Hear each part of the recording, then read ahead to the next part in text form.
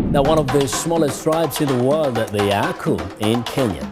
In Mukogodo Forest, Laikipia County, a little-known tribe that is on the verge of extinction, that is the Yaku. We are not Maasai, we are Yaku. A community of hunters and gatherers are now the guardians of the forest. Nyumba zao mawe.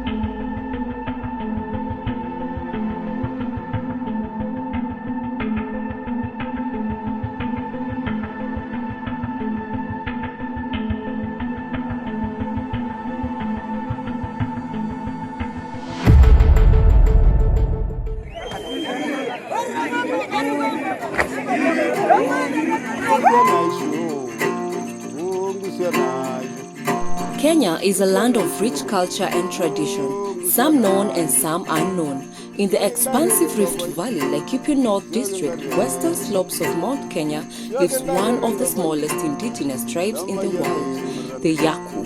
With a population of approximately 7,000, have only 2 elderly people who can speak fluent native Yaku dialect. The language is endangered and under threat of extinction.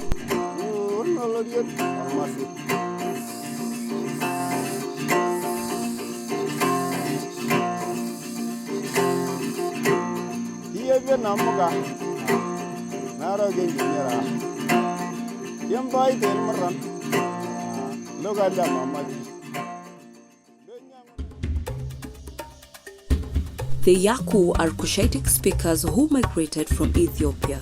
Their cause of migration is not well known, but stipulated might have been escape from famine, war, disease, or merely in search for greener pastures. The Yaku tribe lived in rock caves and stick-thatched houses in Mukogodo Forest, which is one of the largest indigenous forests in Eastern Africa and is protected by the community with minimum government involvement.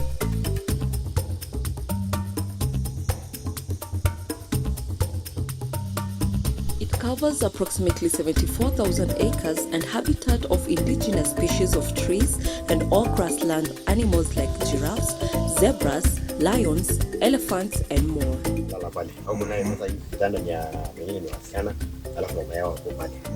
So mzee sasa hata kuja nyumba. Sasa ni nyumba ya ambaye ya old mama. Sasa ya siangi kile mdogo yake sasa pengine atakuwa huko. Ile ya siangi kile siangi gani mama mdogo. Ile ndogo mpya.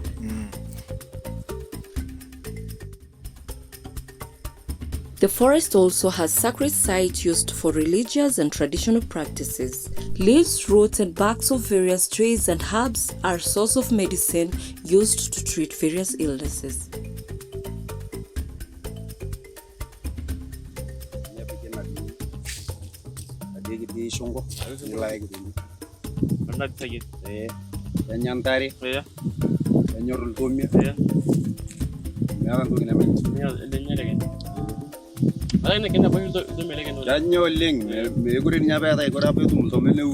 Mukogodo is a Yakunti term meaning people who live in rocks. Yaku means hunting people.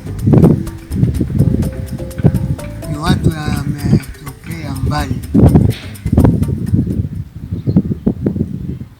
Iko watu hata mimi sijui hapo kwa sababu sijapika huko. Iko watu walikuwa wanaishi pande karibu sijui mbele ya Ethiopia, sijui wapi. Walitokea huko na watu hakutoka mahali moja, walitoka mahali mbali. Kitu hatujajua kama alikuwa unapofukuzwa na adui au ulikuwa unapofukuzwa na tabu.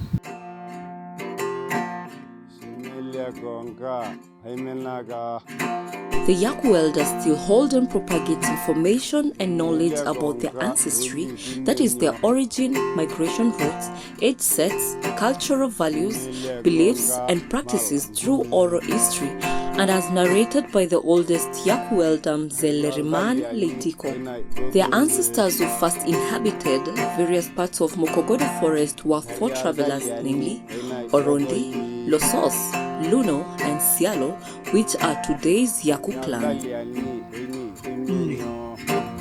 Sialo, Losos, Orondi, Luno. Wakaanza kujuana. Mahali pao wa kuishi ni pango ya mawe. Kuja wakakutana, wakakaa. Chakula yao ni kitu 3: asali, matunda ya mti na kuinda wanyama. It was the duty of Yaku men and warriors to go deep into the vastness of the forest for days or weeks, hunting for bushmeat, fruits, honey, medical herbs and rock shelters, whereas the women were delegated with a bigger responsibility of performing all household chores, thatching stick houses and taking care of children and old members of the community. Older women also played an essential role in performing traditional rituals like rainmaking and also acted as midwives.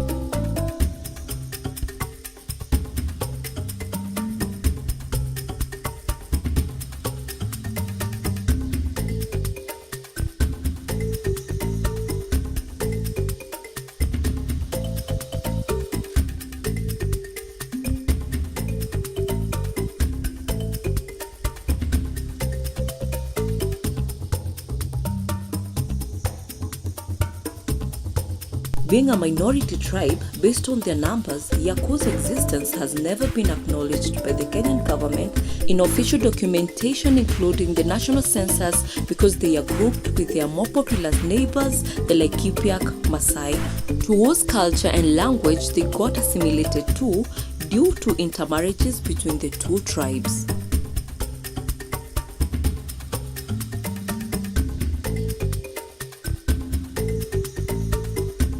Cause of extinction.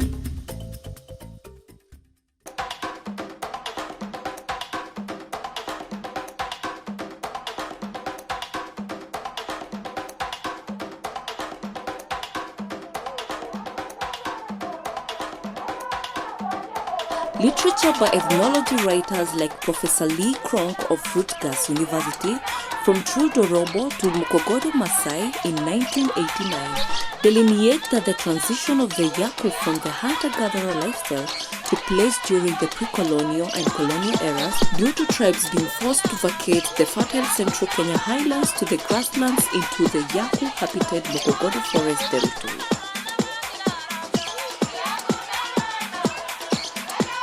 Also, the colonial administration disrupted the Yaku way of life by banning African games hunting to stem competition with commercial sports hunters. The Yaku, a hunter-gatherer community, was badly hit.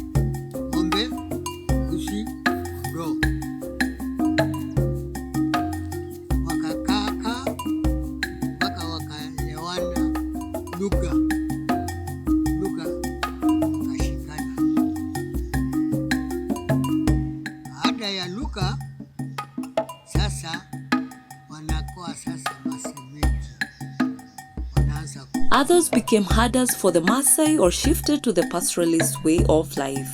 Gradually, many of the Yaku intermarried with the Maasai and were assimilated into Maasai culture, abandoned their language and started speaking Ma, the Maasai language. Watu walikuwa wanasema sisi ni rendile. Siku hiyo ndio tuliamua sisi hawana rendile, sisi ni Yaku.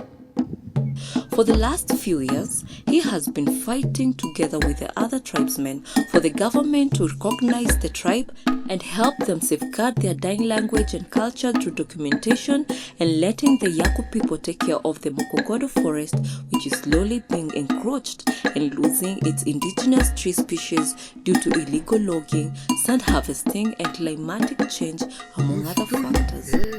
Pale wakati sasa Wasamburu Maasai waliingia na wanyama hapa, ndio baada ya watu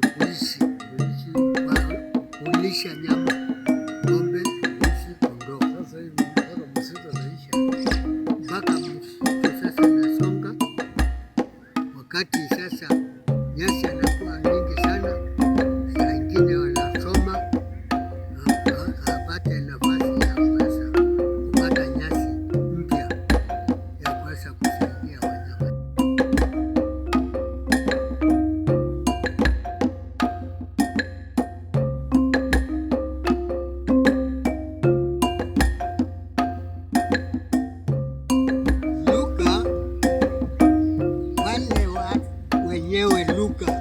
Having been totally eclipsed into the Maasai way of life, who still practicing gathering and beekeeping, the Yaku have since become livestock keepers. Mnajua nyinyi sasa mmekusha elimika, mmekusha jifunza lugha ya watu, hata kama Yaku hapana sukumisa yao, lakini wale walimu wanaye hiyo lugha ndio wanaweza kufufua. Bahati tukipata watu wanaweza kuelewa. Najua watu wanaweza kuzungumza lugha, lakini kuna lugha yenyewe kiini yake ndani ya kindani naweza kuzungumzia. What has been done and what can be done to combat this crisis? Keen on holding on to what is left of their language and culture, they have documented their early way of life here at the Yaku Cultural Museum in Doldol. From weapons that were used in hunting, storage devices for meat and honey, footwear, stools to knives. The Yaku Cultural Museum illustrates the Yaku transition from a life of hunting and gathering to cattle rearing, from living in caves to Maasai-style huts. And the efforts to keep the Yaku culture alive goes beyond the museum walls. He is coming. He is coming. Nejate Yaku. Alehe. Alehe. Damatu. If these elders die, then the language will die, because they're the custodian of our cultures and our languages. There's no mechanisms put to save the language. Some organizations and members of the community have made efforts and still trying to preserve the Yaku culture and language through documentation, sensitizing the people on the importance of guarding the forest and empowering them by offering them alternative dependencies for their livelihoods so as they don't damage the forest.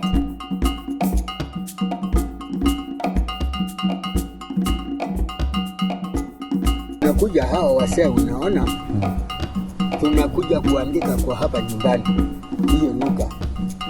Tunaandika Kiingereza, tunaandika Kiswahili, tunaandika Kiyaku. The British Army built a dam at Doldol to enable the people to access water for the livestock. So this is just one of 60 to 80 projects we do each year to help the community. And that varies from waterworks, which is obviously a key priority, to education, to health, providing free treatment for people across the areas we work in. And that's so the community see the direct benefit of having Britain here, and we can strengthen our partnership and relationship with them. Here at Doldol Dam, we're repairing the slipway because the dam was about to burst and leave the community without any water. The whole community relies on this dam to provide their water for washing, for drinking, for feeding their animals, and so it's a critical piece that we hope by fixing it will allow them to sustain in this area.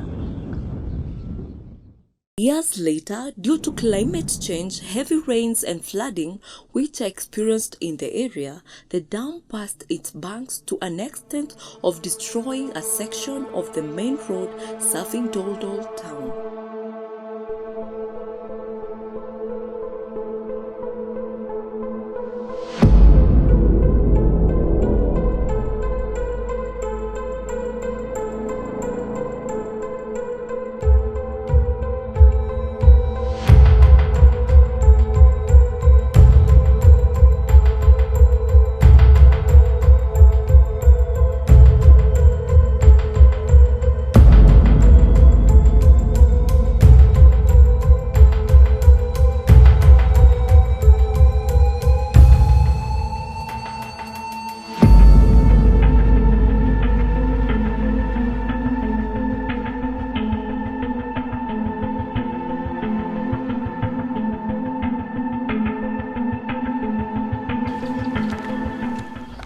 The deep chasm that has become an eyesore to Doldol locals.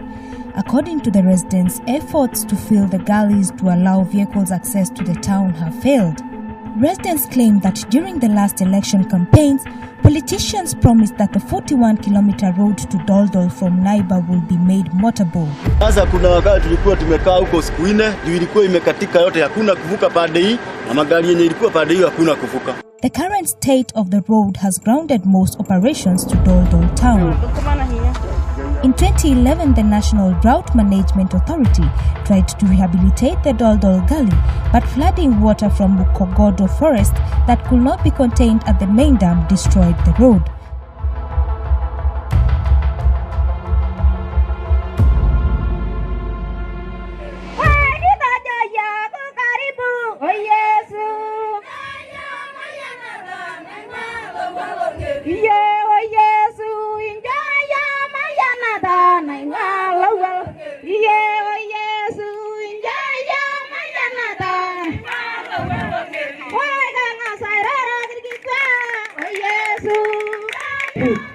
Na tukasema hii ni mwaka mzuri ya kufuatilia ili lugha yetu tujaribu kuongea na tuambie watu tuko, hata kama lugha inapotea, lakini sisi tumesikia tumeenda kwa wimbo ya kitaifa na waambia tunaenda kuongea hiyo lugha, na tunataka majirani Wakikuyu waombe, wale ndugu zetu hapa mwezi waombe, wote tuongee hiyo lugha.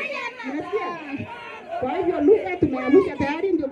Yaku Laikipiak Trust has been in the front line fighting for inclusiveness and acknowledgement of the tribe by the Kenyan government and seek to build a comprehensive visual, oral and written record of the living tradition of the Yaku people. My name is Jennifer Moinante. I am the director of Laikipiak Trust. This is our office. I am speaking here in our office, the Laikipiak Trust. Our office is based in Nanyuki. Nanyuki is the headquarters of Laikipia, which is a county. We started this organization, Laikipiak Trust, back in 2003. We are losing our language because without language, then you have no identity. And when you lose your language, you lose even your name. And when you don't have a name, then you are nobody.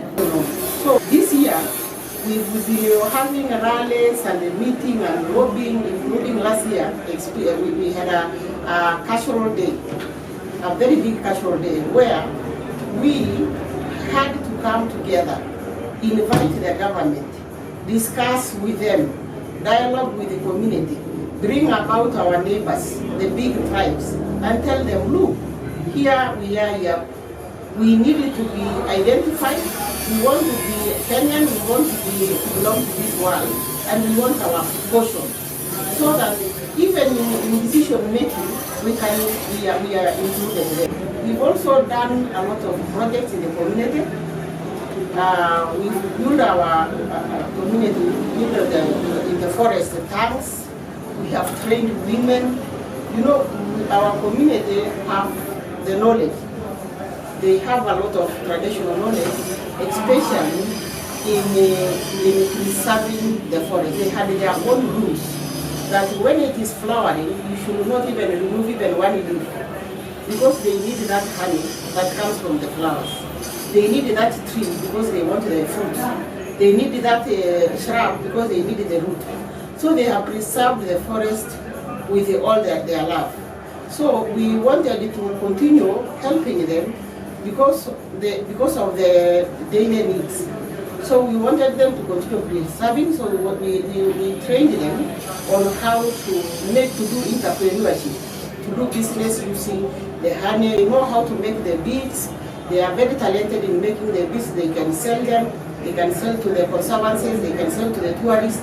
So all this effort that we've been doing as Yaku Laikipiak Trust is geared towards enabling the community to have some livelihood apart from depending on the forest. Because we were seeing, if we cannot bring about alternative of livelihood, as the population grows, as people encroach the forest, and the forest products are the main factor for them to use as their livelihood, either to sell the wood, either to remove the fire or the building materials, then the forest will be done and at with the support of FIMI, and we wish to appreciate FIMI because they supported us very easily, and we want to continue asking FIMI and the other partners to continue supporting other projects. We want to call for a completion, a launch of completion of some project that we've done. We've done a lot of documentation. We have documented the whole of Yaku language. We have it, which is almost that we have documented the whole of Yaku language. We have documented the plants, and when we were doing the documentation of the plants, we were able even to revive the language, because out of documenting the plants, there are a lot of words that has come back. When you are talking about the plants, the use of a plant, the sources of plant, where it is coming from. So that documentation has brought a lot of language. It has brought a lot of language. When they go out there and they sit with the elders, take pictures of the plants, learn the uses, they can be able to tell this is a plant that is found in a Swami area, this is a plant that are found in this, and in a different ecological zone. These are the plants that are found in hilly places, in rocky places, and they're not even just where they are found, even the use of these plants. So even the medicine that our people use, they have revived it, and they are very important, they are very usable. Our elders, we have an elder who speaks fluently, who is of 100 years. He doesn't go to hospital, he uses the chemist that is found in the forest. So we have a full chemist, and these are things that we almost left. But now we have thought that we have to go back and get our things. So what I will say as the way forward, we have still a lot to do. When you want to do a documentation of language, and you want to revive a language and the culture, you cannot do it in a day. You cannot do it with little money. You cannot do it with little time. It requires a lot of time, a lot of dedication, and a lot of funding and the money and the materials. If you look at the languages that we speak in this world, the international languages like English, French, and the rest, there is a lot of fund, time, commitment that goes to that, to speak that language, to have publishers, to have the writers, to have teachers. It is a lot of investment that brings about a language to be alive, to be spoken, and to be sustained. So when we talk about indigenous languages, we don't expect it to just happen differently from the other languages. It has to take time. It has to have people to be dictating this to that work. And in Yaku, we are ready and we are committed to bring about this language. It's a lot of work. So we want to continue working, and we call upon our partners to continue supporting this project at least for 5 years. Because 5 years we will have a result, and that result will be able to sustain the whole thing. So we cannot do it 1 year and then we expect to have completed and we can speak a language. It doesn't happen like that. To appreciate my sisters from Fini, we have a very nice sisters, and they came in, they supported us. Sisters from very far away, but we are very close in heart. But it is true that we are all children of one place, and we came from the mother earth, because the earth is our mother and God brought us together. So it is true that we can help each other even in distance. And I thank them, because even they came here, there's a time we had meetings here in Nairobi, they came to Kenya, they invite us to go to US, we meet together, we are sisters. And we thank you so much for supporting Yaku, and we want to continue moving together until we are able to recover the language, the culture, and the people will speak, and the traditional knowledge will be documented, and it will be used in generation. Thank you so much. We believe it's not too late. If we all did something about it, we can revive the Yaku language, protect Mukogodo forest, and the indigenous knowledge of the Yaku people.